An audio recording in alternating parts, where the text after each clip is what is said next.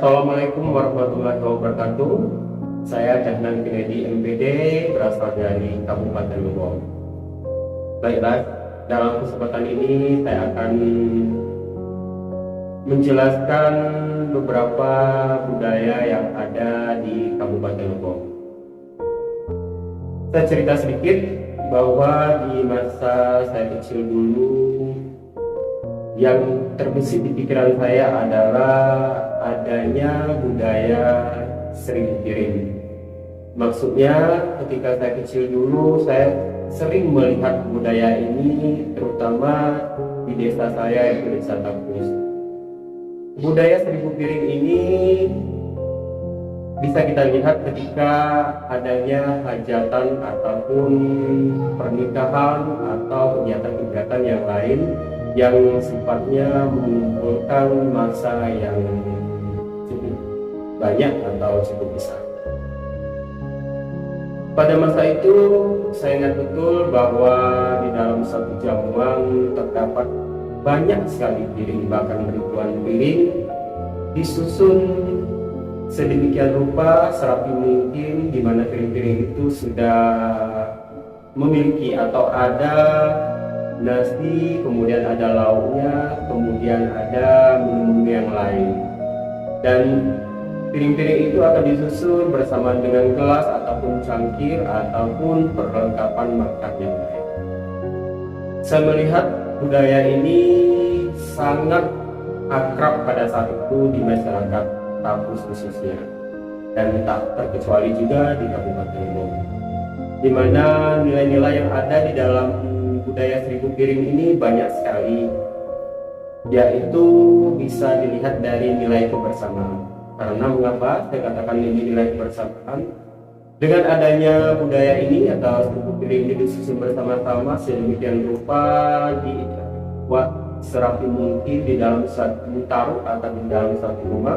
Ini menandakan bahwa adanya kerjasama ataupun adanya gotong royong antara masyarakat yang ada, khususnya para petugas yang misalnya bisa kita sebut itu jenang ataupun yang lain beserta anggota-anggotanya. Nah, di sini juga kebersamaannya terlihat, mereka saling bantu membantu menyusun posisi piring ataupun posisi gelas atau perlengkapan yang lain dengan katakanlah dengan sistemnya itu berantai, artinya si A memberi sama si B, si B memberi sama si C, dan itu terus sampai proses penyusunannya berakhir. Kemudian saya melihat juga bahwa prosesnya sangat menarik sekali di sini. Dengan adanya budaya seribu piring ini, kita bisa melihat adanya nilai-nilai yang lain, yaitu nilai kesetaraan, artinya yang tidak memandang yang tua ataupun yang muda, di mana semuanya sama, tunduk sama rendah. Kemudian nilai-nilai yang lain saya lihat adalah nilainya itu sifatnya lebih bersahaja, artinya dalam artian di sini sifat kekeluargaannya itu lebih tampak dalam proses seribu piring ini. Namun pada kenyataannya, pada zaman sekarang budaya seribu piring itu semakin ditinggalkan oleh masyarakat, khususnya Tapus. Pada umumnya mungkin kabupaten kita dan diganti dengan istilahnya ada prasmanan ataupun Prancisan. Saya melihat di sini bukannya saya kontra dengan budaya yang baru ini, tapi paling tidak saya menyayangkan budaya yang lama berangsur-angsur akan hilang di daerah ini. Sama-sama kita ketahui kalau Prancisan ataupun prasmanan ini katanya lebih praktis, tapi nilai-nilai yang ada menurut saya, nilai-nilai yang saya sebutkan tadi, nilai kebersamaan, kemudian nilai gotong royong, kemudian nilai kekeluargaannya menurut saya kurang. karena di sini prasmanan itu lebih cenderung ke budaya luar yang dibawa ke kabupaten kita. Berangkat dari fenomena yang ada, saya sempat menulis dalam sebuah buku yang berjudul 1000 Piring Nasibmu Kini, yang saya tuangkan dalam bentuk cerpen, ya, yang saya tulis beberapa tahun silam. Di sini berlatar belakang dari apa yang saya ceritakan tadi, saya mencoba mengangkat kembali bahwa saya prihatin dengan apa yang terjadi pada masyarakat saya, khususnya Tapus, bahwa 1000 Piring ini semakin dilupakan dan anak-anak muda sekarang ini jarang mengenal adanya 1000 Piring. Yang mereka tahu, yang mereka lihat adalah budaya prasmanan ataupun budaya Prancisan yang berkembang. Sebenarnya bukan hanya 1000 Piring ya yang semakin ditinggalkan, semakin punah di masyarakat khususnya Rejang. Ada budaya-budaya yang lain yang semakin dilupakan, yaitu misalnya budaya menyalang atau mengambil madu di hutan. Budaya ini syarat dengan budaya, katakanlah itu sebagai sastra Rejang, di mana di dalam kata-kata atau penyajiannya penuh dengan syair, penuh dengan kata-kata indah, tapi oleh generasi muda tidak tahu apa itu proses dinialan pada saat sekarang ini. Bukan hanya itu, yang lain juga seperti pantun bersambut atau berbalas pantun.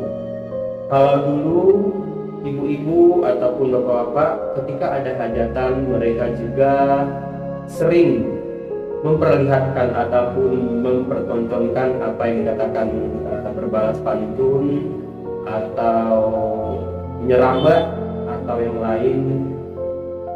Tapi apa yang terjadi sekarang, jarang sekali saya melihat di proses yang sifatnya mengumpulkan khalayak ramai, misalnya ada pesta atau ada jamuan atau ada pernikahan, jarang saya melihat, bahkan tidak ada budaya ataupun tradisi berbalas pantun. Jadi pada kesempatan ini bukannya saya menggurui, tapi setidaknya saya mengajak siapapun itu, ya bisa itu BMA, bisa itu stakeholder yang ada di kabupaten ini ataupun generasi muda, tanpa terkecuali. Jadi marilah kita sedikit tergugah hatinya untuk menghidupkan kembali budaya ataupun tradisi yang akan hilang menurut saya kalau kita tidak melestarikan.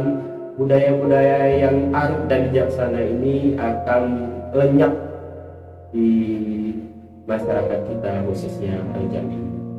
Jadi ada beberapa poin penting yang ingin saya sampaikan, yaitu yang pertama, marilah kita sama-sama untuk melestarikan ataupun menggali kembali budaya-budaya yang hampir hilang dan kita lestarikan.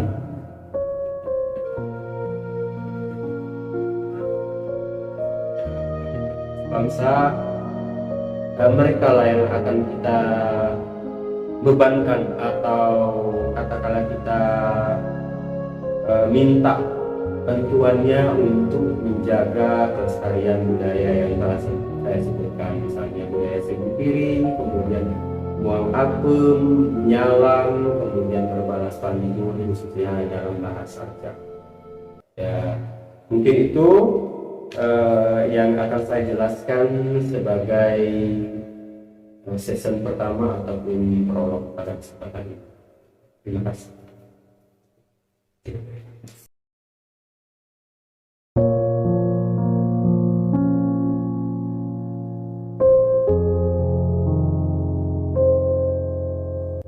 Pada kesempatan yang lain, kakek saya pernah menjelaskan bahwa dulu di zaman kakek muda jarang terlihat kerumunan berebutan makanan seperti sekarang. Dulu begitu teratur dan bersahajanya sebuah hajatan. Telah diatur sedemikian rupa piring-piring, gelas-gelas, dan peralatan yang lain di dalam suatu ruangan taruh ataupun di suatu rumah adat. Membuat suasana hikmat, kerjasama, dan kebersamaan pun tercipta. Piring-piring yang telah tersaji, aneka makanan tersusun rapi, berbaris-baris mengelilingi ruangan taruh ataupun ruangan rumah. Setelah siap disajikan semua, di pembawa acara, jenang ataupun tuan rumah mempersilakan para undangan untuk menghadap dan menyantap ataupun menikmati makanan yang dipimpin dengan doa bersama. Bisa itu doa keselamatan, doa syukuran yang nantinya dilakukan dengan makan bersama serta membereskan peralatan makan secara bergotong royong di akhir prosesi. Ini suatu momentum yang sangat indah. Berbeda dengan sekarang, kata kakek saya, di mana sekarang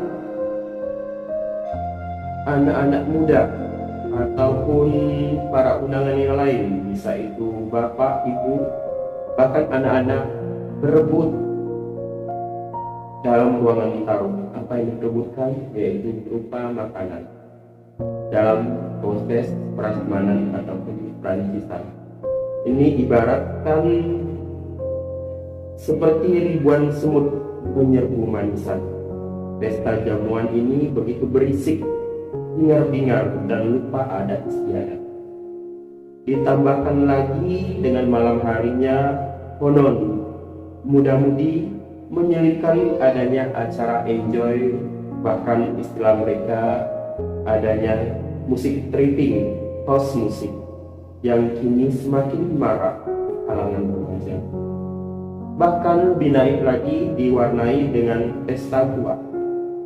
Musik house ala tripping ini melulantakkan pesta hingga larut malam, bahkan sampai malam merangkak subuh.